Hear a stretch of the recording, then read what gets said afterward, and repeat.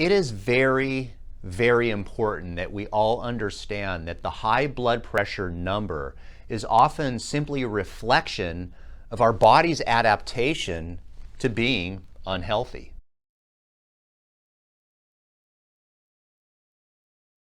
But what are the lifestyle changes that you can make that would improve your blood pressure numbers, and how can we estimate what those changes would be in your blood pressure numbers? In other words, if I make this change in my lifestyle, how much change in my blood pressure can I expect? That's exactly what this video is all about. So let's just dive into it. What are two great foods that you can eat that would literally lower your blood pressure within a day and can have long-term effects? The answer is chocolate. Gotcha. No, it ain't chocolate. The answer is beets and spinach. Beets and spinach, when you eat those foods, can be converted, the chemicals in them called nitrates are converted into nitric oxide. And nitric oxide is a gas that's produced by our blood vessels. And this nitric oxide gas helps dilate our blood vessels. It makes our blood vessels more pliable. So what ends up happening is our blood pressure, bam, goes down. An 8-ounce glass of beetroot juice, drinking every day, within 3 hours lowers your blood pressure, and it maintains that lower blood pressure for an entire day. This sounds very similar to most medications that people are doing. In fact, when you combine other lifestyle changes in addition to the beetroot juice, it's almost equivalent to taking 2 medications. That's amazing. Imagine food that can replicate what medications can do. Now the question is, how do you actually do this? This is not easy to do. If you're not a fan of spinach and you're not a fan of beets, that's a problem, because then you just won't eat them. But if you can hide them in foods, very often I'll put them in salads. My favorite way to eat these foods is to just hide it in a smoothie. So when you make a smoothie, just add some spinach and some beets into the smoothie. You don't taste them at all. However, if you learn how to cook them, they can actually be quite tasty. And of course, if you're already on medication, you're going to check to make sure there's no interactions. But for the most part, for most people, not everyone, most people, they can eat beets, they can eat spinach. And when you start eating foods like that, you become a healthy person. And a healthy person then has lower blood pressure. Salt intake. Ooh, this is a controversial one. If you're on YouTube, you probably will be so confused. Does salt increase your blood pressure or does it decrease your blood pressure? Should we be even eating salt? Let's just dive right into it. The recommended daily allowance for salt intake is 2.3 grams per day. Take a guess at how much the average American eats in salt. What's that you say? Oh, bummer. 3.4 grams. The recommended is 2.3. We've got a problem, because if salt intake lowered your blood pressure, that must mean pretty much every American is doing just fantastic. If you can't tell the sarcasm, then this channel probably isn't for you. Salt intake actually raises your blood pressure, because if the average American starts eating even more salt than they already are, blood pressure, guess what? It goes up. Salt intake raises your blood pressure. According to the literature, what would happen if you reduced just 1 gram of salt per day? 5 millimeters of mercury lower in your systolic numbers. So if a person reduces their salt intake to just the recommended amount, you're talking their blood pressure, the systolic number, will go down 10 millimeters of mercury. That is huge. Now, the reason why this is so confusing, I think, and tell me if I'm wrong, is, I'm sure you will, or those that will tell me. They always do. Salt is not bad. We need salt. However, because the average person is eating so much salt, it behooves us to try to reduce it. Now, how can you reduce your salt intake? It's actually quite easy. Stop using the salt shaker if you are using that. But most salt is actually coming from foods that we eat that are processed. They usually come in a box, And I could tell you this, if food comes in a package and it's boxed up nicely and it literally looks nothing like what's on the box, you're probably not eating a very healthy food. If it's not fresh, neither are you going to be. And also, the more foods you eat that come from a box, the sooner you're going to end up in a box. So the recommendation for salt is we need to reduce our salt intake, and 1 gram of reduction allows us to have 5 millimeters of mercury reduction in our blood pressure. What is the relationship between your attitude and blood pressure? The answer is there are studies on this with type A personalities and people that are stressed, but it unfortunately gets poo-pooed by the media, and most people really don't have an interest in this because you cannot develop a little tiny blue or purple or yellow pill that people can swallow that solves this problem. So if you can't take a pill, actually that's not true. There's lots of pills for stress, isn't there? But they don't study it in relation to blood pressure. And that is the problem. This is the great unknown. But it's almost so obvious that research doesn't have to be done on this. Although that's my humble opinion. Everybody disagrees with someone sometime. Let me know in the comments section why you disagree with this. Let's see who disagrees with this. And if you're curious, read the comments section. I'm sure there's got to be one person that disagrees with this, that if you live a life of stress, if you wake up wired and go to work and have a stressful, angry career, and then your family life is in turmoil and you're just stressed out and you're mad at the world, and we all know there's a number of people like that, does that affect their blood pressure? The answer is yes, it does. It absolutely does. And sometimes an attitude adjustment is what people need. Now, unfortunately, what usually causes a person to have an attitude adjustment? Usually it's a life-changing thing that probably isn't a positive experience. And some people come out of problems smelling of roses, and some people come out of problems even worse than they already are. But you know, on the internet they talk about not changing personalities, but changing attitudes, stress reduction, and they found that basically if you can reduce your stress by about 50%, it results in 5 millimeters of mercury. So if you can figure out a way to reduce your stress, then go for it. I mean, what do you got to lose? What is the role of potassium in high blood pressure? The answer is we all need to be eating a lot more of potassium. It has been estimated that if we can increase just simply 5 grams per day more potassium-rich foods, then we can expect a reduction of our blood pressure by 5 millimeters of mercury. That is actually not really hard to do. Now, how does one do that? It's actually kind of simple on paper. I'm going to explain. There's a number of diets that you can follow. There's the DASH diet, there's the Mediterranean diet, there's the zone diet, there's any hodgepodge of diets that would include super green vegetables. Now, there are some diets that exclude those things, and that's why very often on those diets they have to take supplements of potassium, because they're not getting it in their diet. But if you eat the DASH diet, the Mediterranean diet, a zone diet, those are diets that include a lot of rich green vegetables. Rich green vegetables have potassium. The hardest part is learning how to cook foods that taste good. At the end of the video, if I remember, I will probably put on one side or the other a box, just keep your eye out for it, of a super great recipe. It takes about 3 minutes to cook, and it has a tremendous amount of potassium. What is the role of alcohol when it comes to blood pressure? Should we reduce alcohol to nothing?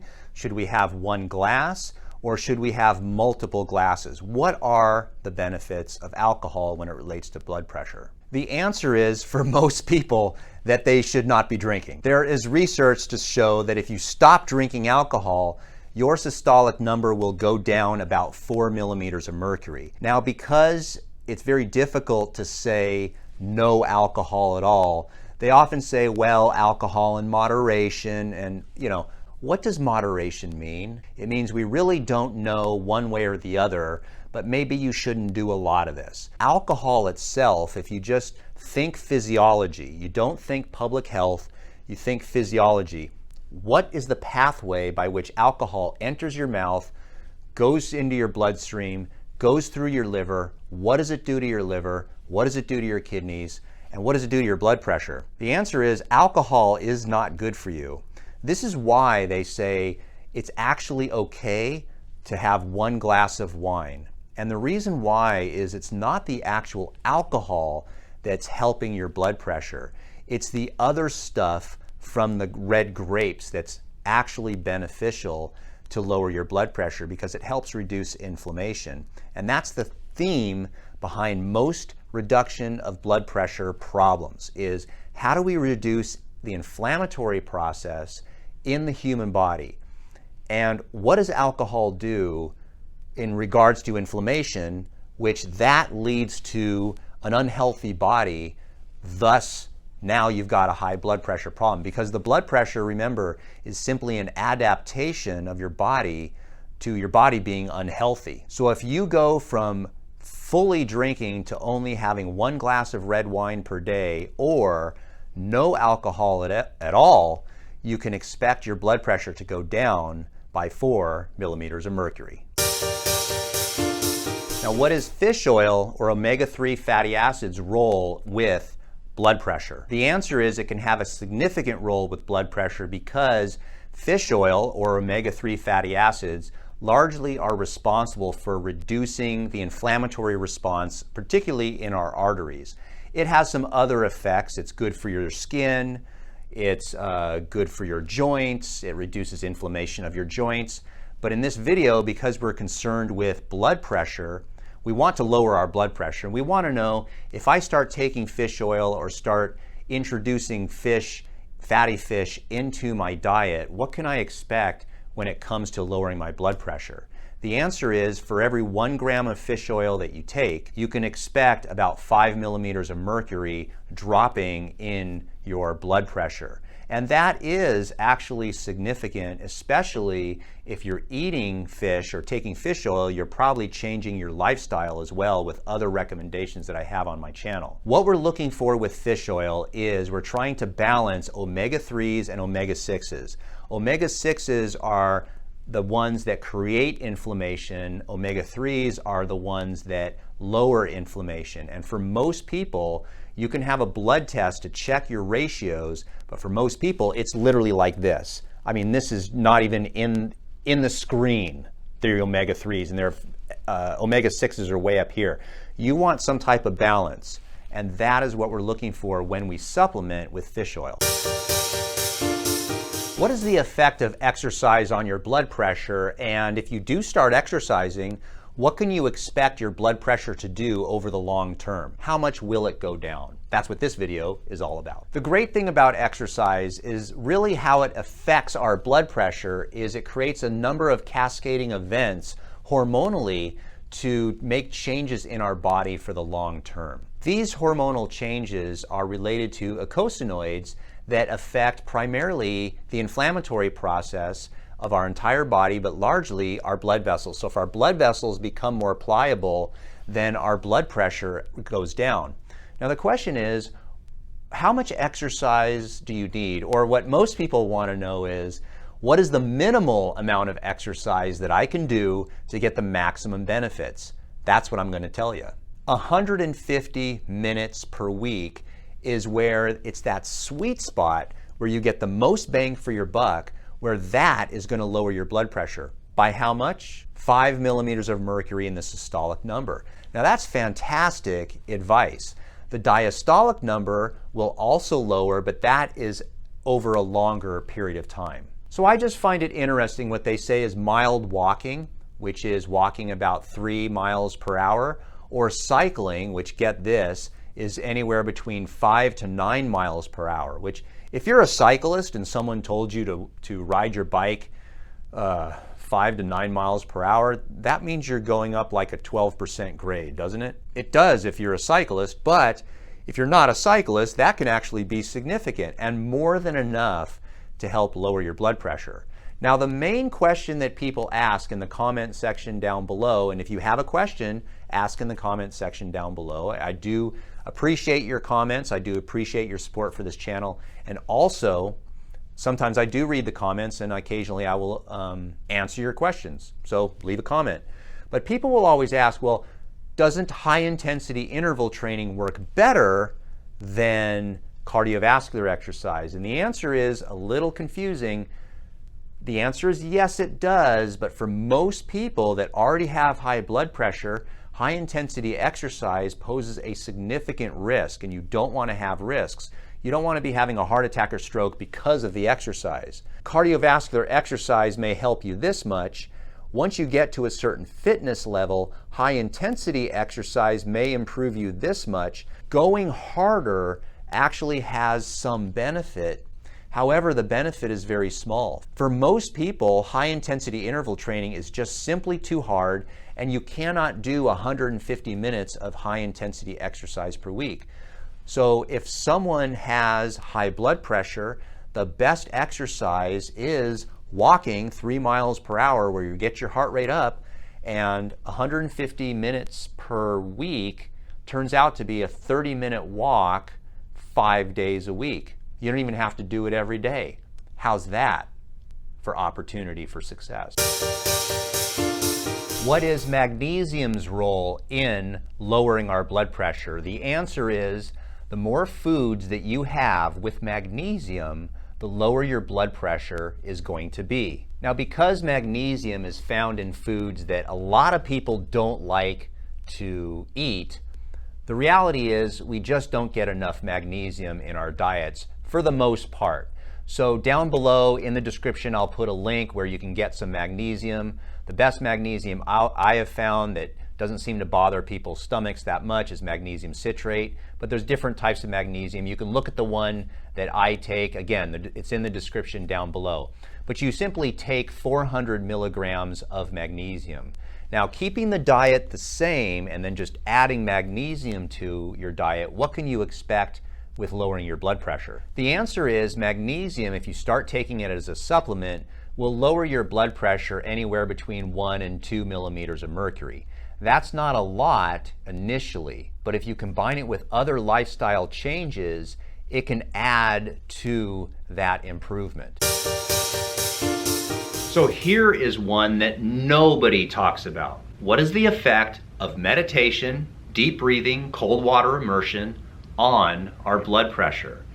The answer is it is so variable and individual that no research has really put a number on it. Because with other things such as beetroot juice, such as exercise, we can do in a lab and measure how much on average a person can lower blood pressure with a certain lifestyle change. But with meditation or deep breathing, it's so variable. Some people will literally lower their blood pressure, literally like that, in an instant, 20 to 30 millimeters of mercury right in front of your eyes within 5 minutes. The results over time is that generally speaking, about 5 millimeters of mercury can be dropped with regular meditation. But if you measure it right away, it's going to drop significantly. If you measure it over time, it does have a long-term effect. Aside from the fact of just feeling better, being more relaxed, and taking a break for the day. You know, it's often we wake up stressed, we go to work stressed, our lifestyle is stressful, maybe our home life is stressful, and we just don't ever get a mental break. And mental breaks are hard to study. So here's the problem. This you're just going to have to take a leap of faith. And most people are not going to do that. They want hard numbers. oh well, I guess you lose out. But what if you tried 5 minutes of meditation per day, or just 5 minutes of deep breathing exercise? I have lots of videos on that on my channel. You can just search for those. Also, cold immersion is a new thing, a new idea. The person who kind of started it, he didn't really start it. He just mastered it and got popular with it, was Wim Hof. And I forget where he's from. Let me know in the comments section. I have a number of, I have some books on him, and very fascinating guy. Lots of stuff on YouTube. But he believes that if you immerse your body in freezing cold water, it has lots of benefits. Some of the benefits are physiological, not just psychological, and can reduce your blood pressure. I have done this before, particularly with cycling. When I was younger, I used to do some bicycle racing, and there was one in particular bike race where it was on a Saturday and a Sunday, and I didn't do it for blood pressure. I mainly did it for soreness in the muscles, and I have to say it really did help me. I should have probably taken my blood pressure before and after and just saw what it is. I honestly haven't had the guts or the balls to do, that's funny. Yeah. Anybody who's ever done cold immersion knows what I'm talking about. Maybe I'll make that a video someday if I can get enough of cojones to actually submerge my entire body in freezing cold water. But nonetheless, if you want to try it, meditation, deep breathing, cold immersion over a long period of time can reduce your blood pressure by 5 millimeters of mercury. So what happens to our blood pressure when we start to lose weight? That's a very, very good question. And actually, they can kind of quantify how much you might expect to lose in terms of your blood pressure numbers based upon how much weight you lose. And the reason why our blood pressure simply goes up when we weigh a lot is because fatty tissue is actually living tissue. It needs oxygen, it needs nutrients. Thus, our heart has to pump harder and get blood vessels to grow and go to these new areas of tissue that we've developed, and needs to feed oxygen and nutrients to all this mass. So of course it makes sense for most people that the less mass you have on your body, the easier it is for your heart to work. So here is what they've found. For every 2.2 pounds of body weight that you lose, you can expect your systolic blood pressure to go down by 1 point. Now at first, that doesn't seem like a very good exchange, does it? 2.2 pounds is actually quite a bit of weight to lose, and you only gain 1 millimeter of mercury less in your blood pressure. But if you lose a total of 22 pounds, now we start talking and we go, wow, that reduces your systolic numbers on average by 10 millimeters of mercury. 44 pounds, that's 20 millimeters of mercury. That is significant. Now the million-dollar question is, of course, how does one lose weight? There are probably 4 million diets out there, and I'm going to say that about 5 of them are pretty popular on YouTube. So just pick a diet and go for it. The other option is to start exercising really, really hard so that no matter what you're eating, you're burning so much energy that you are losing weight. Now, neither of those really work in isolation. However, if you were to do a little bit of both, if you were to eat about 3/4 of the calories that you're eating right now and exercise just a little bit, you might be surprised how much the weight comes off. So if you think that you can lose weight, then I say go for it, because regardless of how much weight you lose, you're probably going to get healthier by the nature of losing weight. But that is what science has found, is that for 2.2 pounds of body fat, 1 millimeter of mercury drop in your blood pressure. So as a final message to you, my followers on YouTube, I want to express that you can change your blood pressure. You can change these numbers. There are obviously artificial ways you can simply just change the numbers and think that that results in better health, but usually the opposite is true. That if you improve your health, your numbers will change naturally over time. Because always remember that these blood pressure numbers are simply a reflection of our body's adaptation to being healthy or unhealthy.